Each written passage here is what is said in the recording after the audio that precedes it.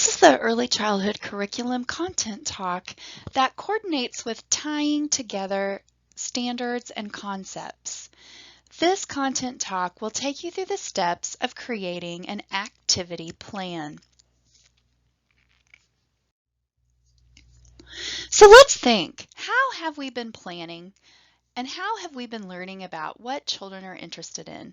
We've observed children in play, we've had conversations with children, we've analyzed information for common themes and interests that children may have or knowledge that they may have about their world. We've reviewed the developmentally appropriate criteria. We've looked at Best Jean Holt's distance from self diagram. We've determined a topic.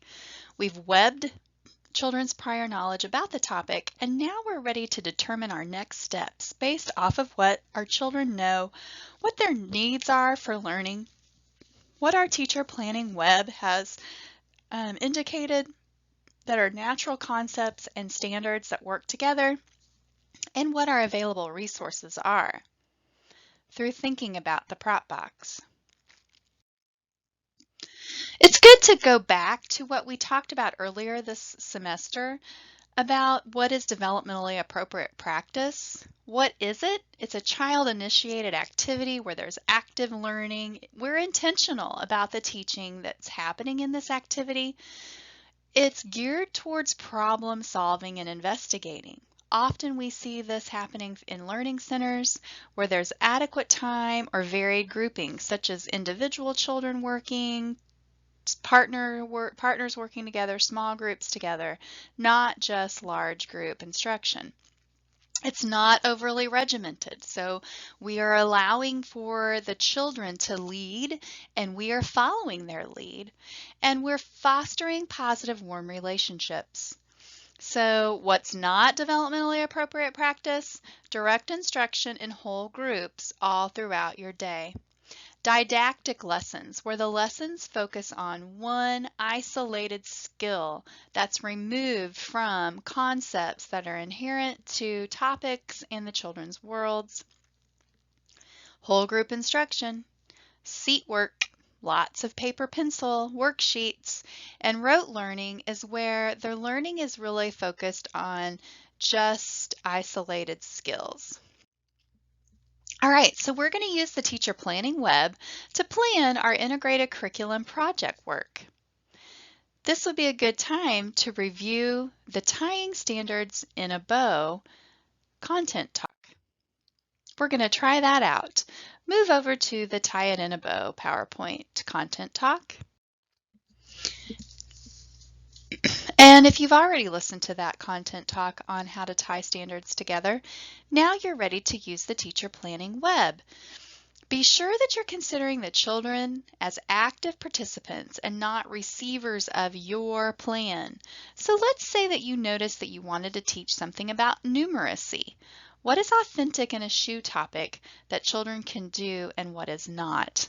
So for example, children could explore shoes, they could investigate shoes, they could record what they see on shoes, and that would be authentic to teach about numeracy.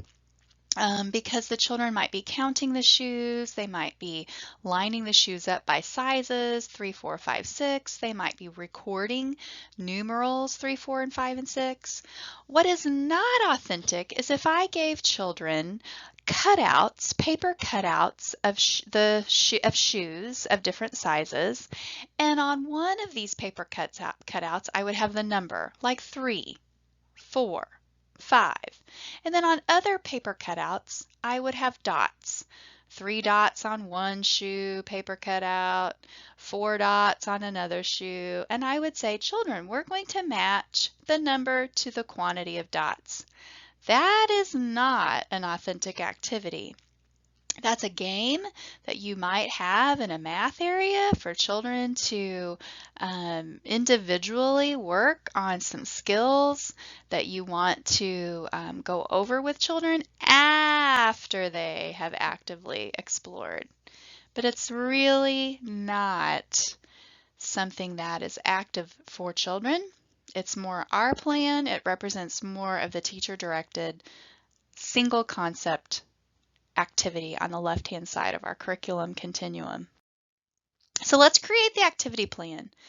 I want you to know that the activity plan is based on Vygotsky's theory of activity and how important shared activity is in the lives of children. Through activities, children gain knowledge about their world. They're building the mental tools that they need to think. One of the primary mental tools that Vygotsky focused on was language, and that language was the mental tool that helped children not only acquire thought, but to be able to process and think on their own independently and share those thoughts with the individuals in their lives. And so the activity is so important to the child, as Vygotsky laid out, because it's the leading activity. For example, play. Play is the leading activity in the lives of preschoolers, where the children, through play and through real concrete experiences in their world, are acquiring all the skills that they need for thinking and learning. And so at each stage, Vygotsky believed there were these leading activities. It's important too that I explain the rationale for why we call this an activity plan versus a lesson plan, because a lesson plan is a much more traditional focus. It's usually skill focused first. A teacher knows she has to teach reading to her students, and so she's going to pick a reading standard and base a lesson around that. A teacher knows that he has to teach 2-digit plus 2-digit addition to his second graders. So he's going to pick that standard and create a lesson plan. Those are appropriate for the given age level. For our children in early childhood education, however, even through 3rd grade, we need to remember that activities of all kinds, and they progressively increase in the type of activity that they are, that are these leading activities for development and learning, we need to be able to explain to our principals, to our parents, why are puzzles important to do? Why is activities at center time, at different centers across these different interest areas, why are those things important to do? And they're important because we are building the child's brain. We're building the child's language. We're building the child's knowledge. Not only of their world, but connecting that vocabulary to the real aspects of the world.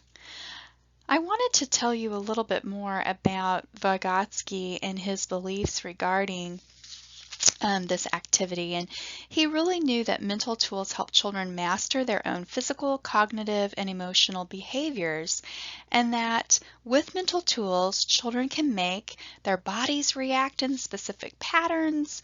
It can help children master their emotions, so instead of having other people help them when they're angry, they learn to think of ways and strategies. But also, how language helps children control not only their behavior, not only their impulses, but also their thinking. And as they gain independence in their world, children are ready to acquire more sophisticated mental functions, such as focused attention, deliberate memory, and logical thinking. All of these things are critical to the child as they're learning and growing. So when we think about this leading activity for children, we want to make sure that it's active. Creating an activity plan has multiple parts, and you'll see that on your activity plan template. If you don't have that in front of you, I suggest that you pause this content talk, go to the Assignments tab, and download the outline. At the beginning, you will see that it starts with an overview. This can be 1 to 2 paragraphs.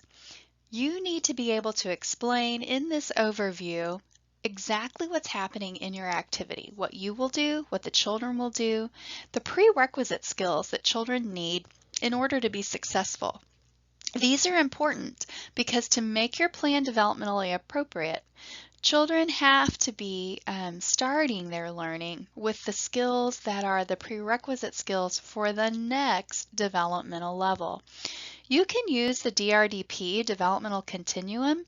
That knowledge will help you make sure you understand what the prerequisite skills are for the standards that you're going to be teaching or for the concepts. Then you're going to describe any factors that might impact your instruction. Now we are going to go to the Planning for Instruction section. In this section, you will write, well, first you're going to select 2 targeted developmental domains. Remember that developmental domains are the learning domains that we think about in children's development, such as cognition, which goes with math and science thinking, language, emotional, social development, physical development, health development, etc. Later, as children grow, these developmental domains become subject areas. So that's just something to keep in mind as you shift your thinking about early childhood education and its connection to elementary education. You will have 2 areas, however, a primary and a secondary, for each type of activity. This activity is going to be an activity based on sorting shoes, and this activity is going to really focus on the characteristics of shoes. So I know that this is going to be my activity. I have to create a 3-part objective. The 3-part objective contains the situation of the activity, the child action in the activity, and the developmental why. Why this activity is important to the child's development.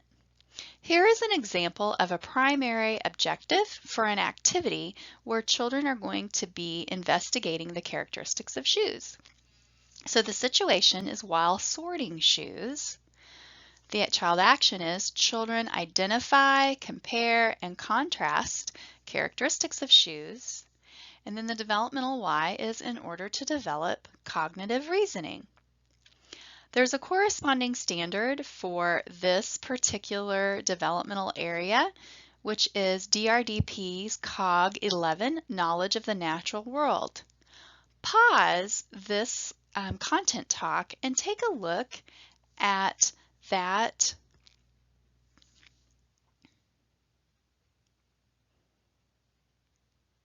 Actually, I am going to pause this and I'm going to insert that in the next slide for you so that you'll be able to see why COG Knowledge of the Natural World was selected.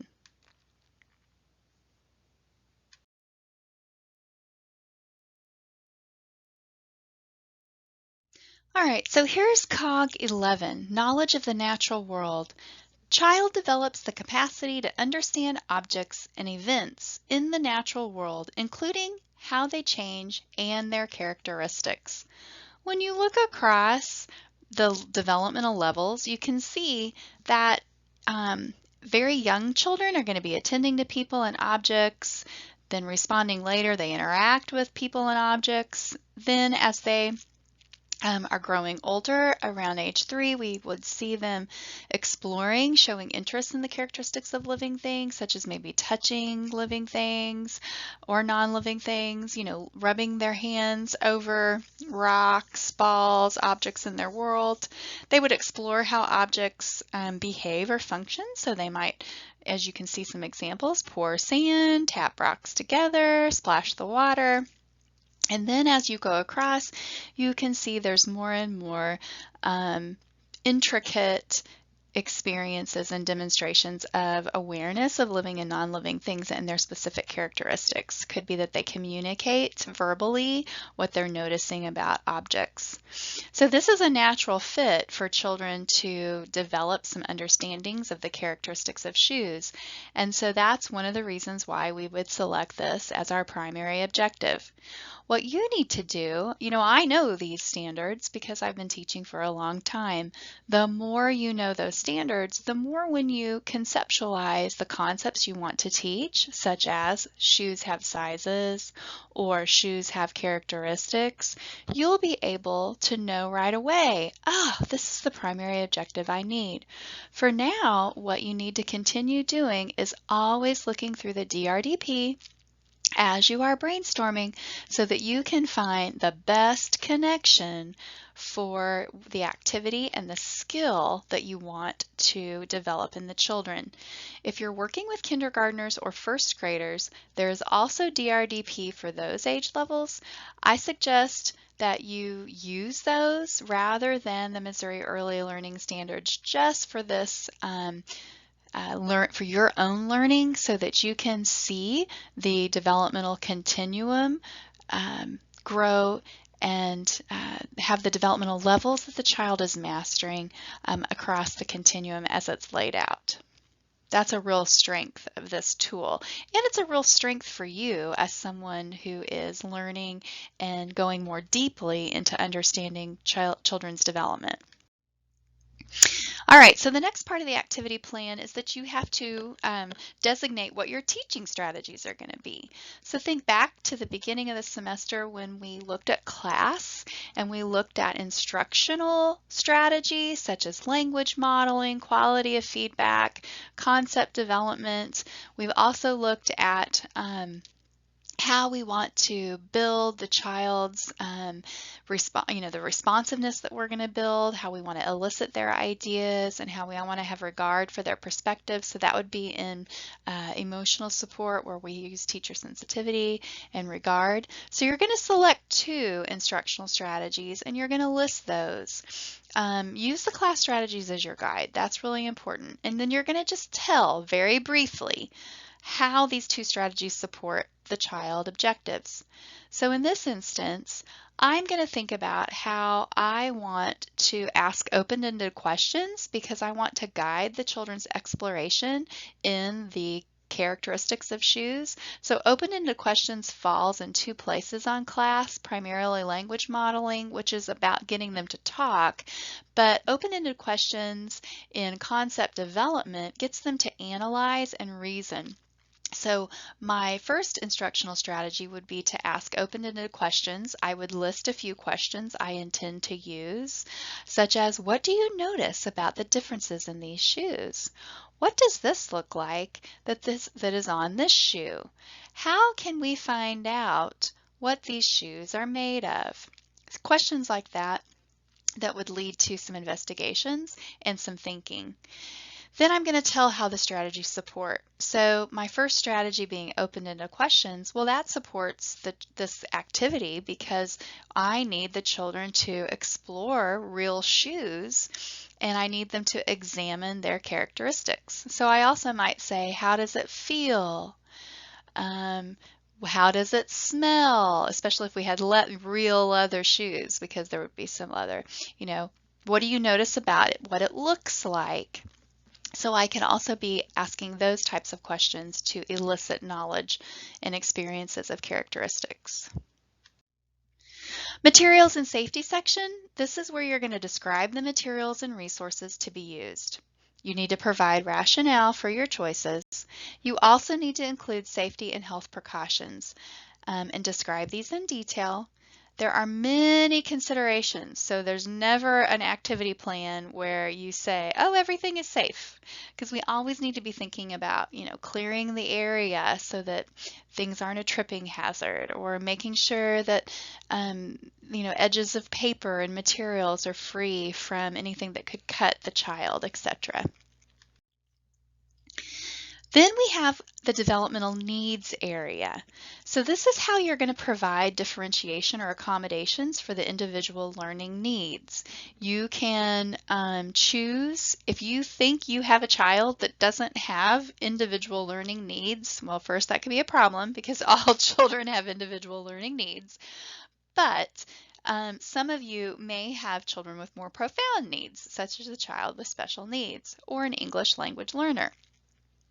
That being said, you need to think about What is it that you're going to do to accommodate for these individual learning needs? Sometimes we can think about these accommodations in terms of materials. So how might you change the materials? The space, how might you change the space? So for the materials, you might include more visuals. You might include hand over hand assistance in using those materials. For space, you might make sure to block the area so that you can contain the children to one smaller space or block out other distractions.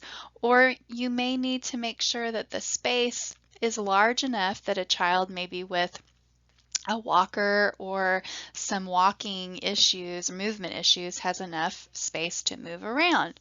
We also think about time as an accommodation.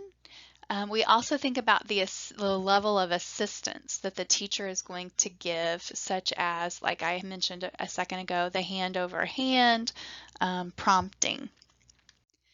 In order to create your assessment, you will first utilize the DRDP standards that you've selected for your objective. When I go to review an activity plan, there are 3 things that I look at first to see if the plan is aligned. I read the overview, I look at the primary and secondary objectives, and then I look at the assessment. If these 3 things are aligned, that we're actually assessing what we say we're going to teach, and we've supported that teaching with the correct standard, then we have a very well designed and aligned plan. When you describe how you're going to assess child learning, you want to pull that information from your objectives. So I would suggest that you go ahead and you can copy and paste the DRDP measures right in the assessment portion. Then you just need to talk a little bit about each. If you can recall from the Things I Like activity that you've already implemented, part of that goal was for you to learn how to select an appropriate assessment. It wasn't just the standard alone that you could put there. You had to say what evidence of learning were you going to analyze. The evidence of learning in our Things I Like activity, if you recall, was the child web as their emergent writing sample, and then you recorded the way that children talked. You recorded their words. That was a language sample. So you then analyzed the language sample for the LLD 4, and then you analyzed the writing sample for the LLD 10 emergent writing measures. That is what you're going to do here as well. So for example, I have selected COG 11, Knowledge of the Natural World, to help us think about characteristics and teach characteristics of non-living things to the children. So now I have to think, what evidence do I need to collect so that I understand what children are learning about characteristics? Well, I know that I anticipate some of my children to talk about characteristics. So I'm going to take my 2 focused children's names and create a chart. Their names will be on the left side, and then I'll have 2 columns. The first column will be words they use to talk about the characteristics. I also might have actions because some of my children that I'm going to be working with are just beginning to use words or they're nonverbal. So I'm going to be looking at their eye gaze, how they're feeling, how they're acting on that object and reacting to it. Then I'm also going to be looking for evidence in how, I've talked about the evidence of how they have talked about it and how they have felt it. I may look for evidence of things that they record. So if I have the children record characteristics, I might have a second column where I can write down what have they recorded. Or I can also say, I'm looking at their representation of these characteristics. That's just one example of evidence that I may pull for that objective. So as you form your assessment, you're going to be indicating again the 2 standards you've selected in your planning for instruction section, and then you're just going to tell how you will be utilizing different evidence. What is it that you're going to collect? Is it anecdotal records? That's what my second column is probably going to really contain, is I'm going to write down observations of the children as they're interacting with the shoes that gives me information that they're discovering things about the characteristics. So I'll have not only the words that they say and the actions that they use, but I'll have those observations. So I will say that, you know, for COG 11 to be able to make a judgment along that developmental checklist, I'm going to collect evidence of how children are talking about characteristics and how they're interacting with materials.